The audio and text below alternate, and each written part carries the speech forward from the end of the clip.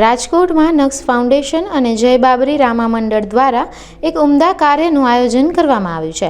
આવતીકાલે એટલે કે 7 જાન્યુઆરીના રોજ શહેરના રાજેશ્વર મહાદેવ મંદિર ખાતે બ્લડ ડોનેશન કેમ્પ યોજાશે। આ કેમ્પનો મુખ્ય ઉદ્દેશ્ય થેલેસેમિયાગ્રસ્ત દર્દીઓને સમયસર લોહી મળી રહે તે માટે મદદરૂપ થવાનો છે। આ આયોજન અંગેની વધુ વિગતો આપવા માટે આયોજકોએ अब तक મીડિયાની મુલાકાત લીધી હતી। પ્રીતિબેન નીરવભાઈ પટેલ, અમારે બ્લડ ડોનેશન કેમ્પનું આયોજન છે। નક્સ ફાઉન્ડેશન અને જય બાબારી રામા મંડળ દ્વારા બ્લડ કેમ્પનું આયોજન કરેલું છે થેલેસેમિયાગ્રસ્ત બાળકો માટે।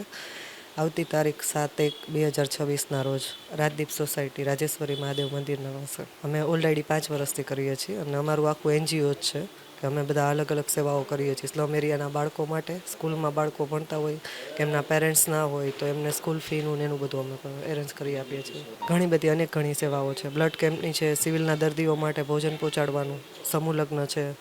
હમણાં 3જા મહિનામાં અમારે માતા પિતા વિનાની દીકરીઓના સમૂહ લગ્નનું આયોજન છે। બ્લડ કેમ્પ આપણે 40 ફૂટના રોડ પર રાજરાજેશ્વરી મહાદેવ મંદિર પાસે।